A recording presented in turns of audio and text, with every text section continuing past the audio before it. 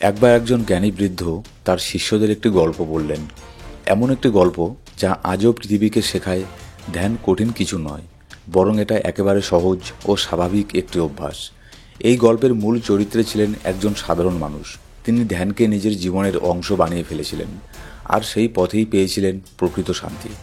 সে তুমি, আমরা সবাই হতে পারি, যদি আমরা ধ্যান বা মেডিটেশনকে সঠিকভাবে বুঝি আর গ্রহণ করি। একদিনের কথা, একজন জ্ঞানী বৃদ্ধ তার শিষ্যদের সঙ্গে একটি বনে ভ্রমণে বেরিয়েছিলেন।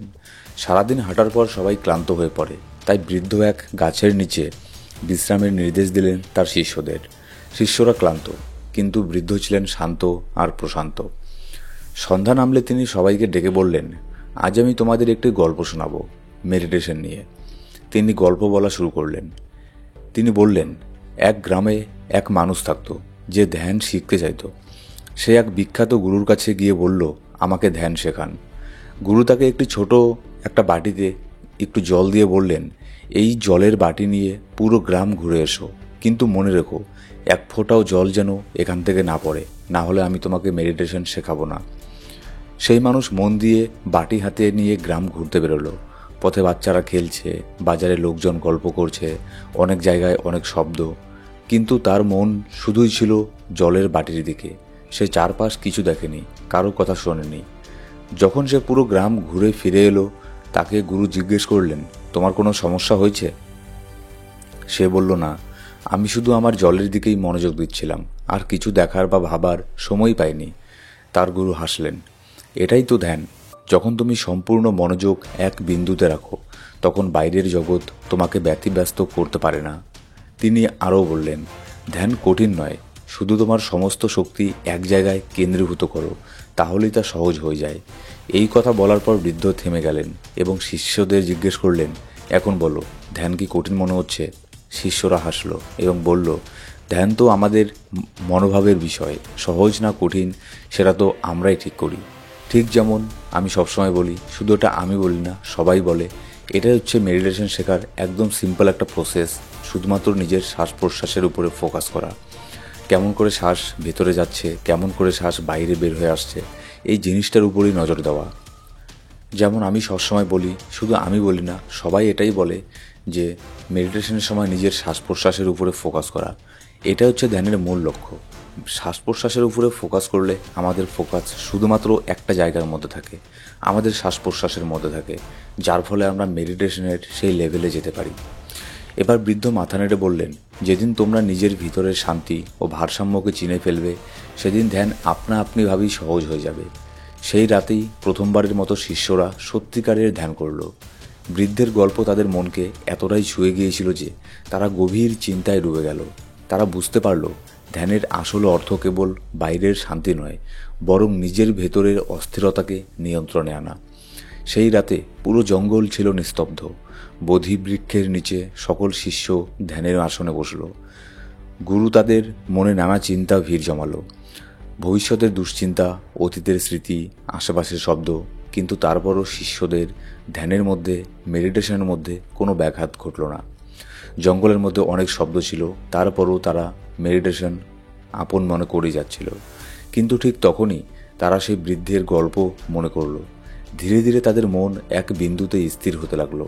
তারা দেখতে পেল তাদের নিঃশ্বাস হয়ে যাচ্ছে দীর্ঘ ও স্থির। এখন আর জঙ্গলের শব্দ তাদের কানে আসছে না, না থাকছে ক্লান্তির কোনো অনুভব। তারা যেন সেই গল্পের মানুষ হয়ে উঠেছে। সে শুধুই জলের বাটির দিকে মন দিচ্ছিল। যখন ভোরের প্রথম আলো বোধিবৃক্ষের পাতায় পড়ল, সব শিষ্য ধ্যান থেকে ধীরে ধীরে বেরিয়ে এলো। তাদের মুখে ছিল এক অপার্থিব শান্তি ও পরিতৃপ্তি। রাতভর ধ্যানে ডুবে থেকে তারা যেন নতুন শক্তি আর এক বোঝাপড়া নিয়ে উঠে পড়ল। একজন শিষ্য উত্তেজনায় জিজ্ঞেস করল, এটাই কি ধ্যানের পূর্ণতা? এর মানে হচ্ছে, এটাই কি ধ্যানের আসল উদ্দেশ্য? বৃদ্ধ হাসলেন এবং বললেন, ধ্যানের কোনো পূর্ণতা নেই। এটি এক যাত্রা, যা প্রতিটি মুহূর্তে তোমাকে আরও গভীরতার দিকে নিয়ে যাবে। এখানে আমি ছোট্ট করে বলতে চাই, এর মানে হচ্ছে ধ্যানের কোনো কোনো ডেস্টিনেশন নেই যে আপনাকে এই জায়গাতে যেতে হবে, এখানে গেলেই ধ্যানের মূল লক্ষ্যে আপনি পৌঁছে যাবেন। কারণ ধ্যানের কোনো মূল লক্ষ্য নেই। এটা একটার পর একটা এর স্টেপ বাই স্টেপ আসতেই থাকে। একটা মানুষ সারা জীবনও ধ্যানের প্রত্যেকটা স্টেপকে কোনোদিনও কমপ্লিট করতে পারবে না। ধ্যান প্রতি মুহূর্তে এখানে হতে থাকে। আজকে যদি আপনি ধ্যানের মধ্যে নতুন কিছু অনুভব করেন, হতে পারে আজ থেকে 1 বছর পরে আপনি আরও এক স্টেপ লেভেলে চলে গেলেন। এবার বৃদ্ধ আবারও এখানে বলছে, তোমার মন যেখানে স্থির সেখানেই তোমার জগৎ তৈরি হয়। যদি তা হয় ভেতরের শান্তি, তাহলে বাইরের জগৎও শান্ত হয়ে যাবে। শিষ্য মাথা নত করে বলল, এখন আর আমাদের ধ্যান কঠিন মনে হয় না, আপনি একে এত সহজ করে দিলেন। জ্ঞানী বৃদ্ধ বললেন, ধ্যান সহজ, কিন্তু এই সহজতাকে বুঝতে হলে আমাদের মনের বোঝা নামাতে হয়। যেদিন তুমি সম্পূর্ণভাবে বর্তমানে বাস করতে শিখবে, সেদিন থেকে ধ্যান তোমার জীবনেরই একটি অংশ হয়ে যাবে। সেই দিন থেকে শিষ্যরা ধ্যানকে আর শুধু একটি পদ্ধতি হিসেবে দেখেনি, তারা একে নিজেদের জীবনের মূল সাধনা করে নিয়েছিল। তারা যেখানেই যেত এই সহজ গল্পটি আর সেই জ্ঞানী বৃদ্ধের উপদেশ সবার সঙ্গে ভাগ করে নিত। সবাইকে তারা এই কথা বলতো, যাতে তারাও মেডিটেশন করতে পারে, মেডিটেশনকে তারাও যাতে খুব একটা কঠিন জিনিস মনে না করে। এই গল্প শুনে বহু মানুষ অনুপ্রাণিত হয়, ধ্যানকে গ্রহণ করত তাদের জীবনেও। বলা হয় বহু বছর পর যখন সেই শিষ্যরা বিভিন্ন জায়গায় গিয়ে ধ্যান মেডিটেশন শেখাতে শুরু করলো, তখনও এই একটি সাধারণ গল্প দিয়েই শুরু করত।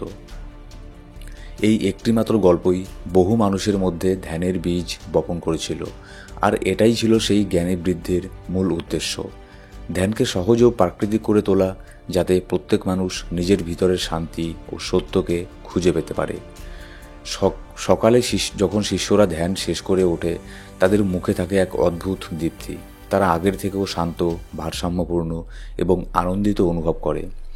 এক শিষ্য প্রশ্ন করল, আপনি আমাদের এত সহজ ধ্যানের পদ্ধতি শিখিয়েছেন, তবু অনেকেই ধ্যানকে এত কঠিন কেন মনে করে? বৃদ্ধ হাসি মুখে উত্তর দেয়, কারণ মানুষ সারাক্ষণ বাইরের দুনিয়া পাল্টানোর চেষ্টা করে, কিন্তু ধ্যান মানে হলো নিজের ভিতরটাকে দেখা। যেই মুহূর্তে তুমি এটা বুঝবে, ধ্যান আপনাতেই সহজ হয়ে যাবে। কঠিনতা থাকে শুধু সেই সময় পর্যন্ত যখন পর্যন্ত তুমি জানো না তোমার মন কোথায় স্থির হওয়া উচিত। আর যখন তুমি এটা বুঝতে পারো তোমার মনকে তুমি কোথায় স্থির করবে, তখনই ধ্যান তোমার জন্য খুব সহজ হয়ে যায়। এই উত্তর শিষ্যদের মনে গভীর ছাপ ফেলে দিল। তারা প্রতিজ্ঞা করল, তারা মেডিটেশনকে আর কোনো জটিল কিছু ভাববে না, বরং একে সহজ রাখবে, নিজেদের জীবনের প্রতিদিনের অভ্যাসে পরিণত করবে। সকালে যখন শিষ্যরা ধ্যান থেকে ওঠে, তাদের মুখে থাকে সন্তুষ্টি আর গভীর শান্তির ছাপ। তারা বুঝতে পারল, ধ্যান মানে শুধু চোখ বন্ধ করে বসে থাকা নয়, এটা হলো নিজের মনকে প্রশমিত করা আর প্রতিটি মুহূর্তকে সম্পূর্ণভাবে বেঁচে থাকা। একজন জ্ঞানী বৃদ্ধ তখন সবাইকে ডেকে বললেন, মনে রেখো, ধ্যান সহজ, কিন্তু একে সহজ করতে হলে তোমাকেই নিজের ভেতরের ভার নামাতে হবে। যেদিন তুমি বর্তমান মুহূর্তে পুরোপুরি থাকতে শিখবে, সেদিন থেকেই ধ্যান তোমার জীবনের অংশ হয়ে যাবে। আর এটা কোনো বিশেষ সময়ের কাজ নয়, এটা একটা সহজ অভ্যাস, যা প্রতিদিন ধীরে ধীরে প্রাকৃতিক হয়ে ওঠে। যেমন নদীর জল আপন গতিতে প্রবাহিত হয়, তেমনই তোমার মনকে দাও তার নিজের গতিতে চলতে। তাকে থামাতে বা বদলাতে যেও না, শুধু দেখো এবং গ্রহণ করো, এটাই তো ধ্যান। এই কথা বলার পর সেই জ্ঞানী বৃদ্ধ আবার তার যাত্রা শুরু করলেন।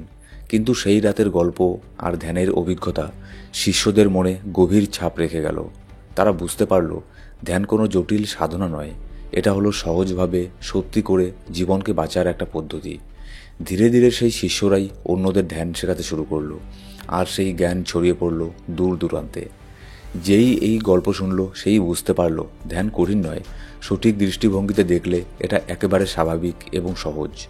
এই গল্পে ধ্যান নিয়ে কিছু গুরুত্বপূর্ণ শিক্ষা লুকিয়ে আছে, যা আমাদের সত্যিকারের অন্তর্জ্ঞান ও ধ্যান চর্চার অর্থ বুঝতে সাহায্য করে।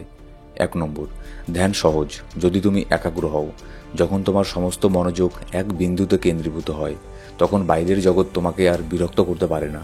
এটাই ধ্যানের আসল রূপ। নম্বর 2, নিজের মনকে বদলানোর দরকার নেই, শুধু গ্রহণ করো। তোমার মন চঞ্চল হবে, চিন্তা আসবে যাবে, তুমি শুধু সেটা দেখো, রুখে দিও না, লড়াই করো। ভিডিওর মাঝখানে বলতে চাই, আমাদের এই ইউটিউব চ্যানেলে মেডিটেশনের উপরে, ধ্যানের উপরে অনেক ভিডিও আছে, তোমরা চাইলে সেগুলোও দেখতে পারো। গাইডেড মেডিটেশনও আছে, সেগুলো কানের মধ্যে হেডফোন লাগিয়ে মেডিটেশনও করতে পারো। নম্বর 3, ধ্যান একদিনের জন্য নয়, এটা জীবনের একটা অভ্যাস।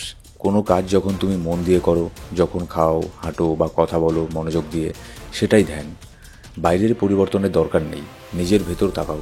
ধ্যান মানে নিজের ভেতরের শান্তিকে খুঁজে বের করা। নম্বর 5, জীবনকে সহজ করে তোলাই আসল ধ্যান। জটিলতা কমাও, নিজেকে বোঝো, আর প্রতিটি মুহূর্তে নিজেকে খুঁজে পাও, এটাই শান্তির পথ। সেই একজন জ্ঞানী বৃদ্ধ আমাদের দেখিয়েছেন ধ্যান কোনো কঠিন কৌশল নয়, এটা এমন কিছু যা আমরা সকলেই পারি যদি মন থেকে চাই।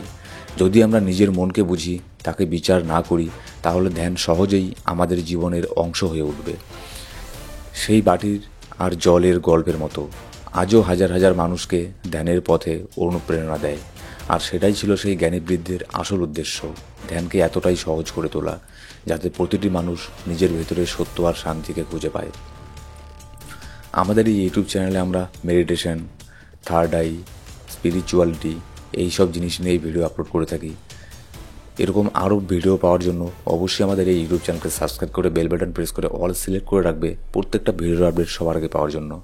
আর আমাদের নতুন একটা ইউটিউব চ্যানেল আমরা ওপেন করেছি, যেখানে আমরা সেই সব ভিডিওই আপলোড করে থাকি যেসব ভিডিও আমরা এই ইউটিউব চ্যানেলে দেই না। সেই ইউটিউব চ্যানেলের লিঙ্ক তোমরা ডেসক্রিপশন বক্সে আর প্রথম কমেন্টের মধ্যে পেয়ে যাবে। ধন্যবাদ।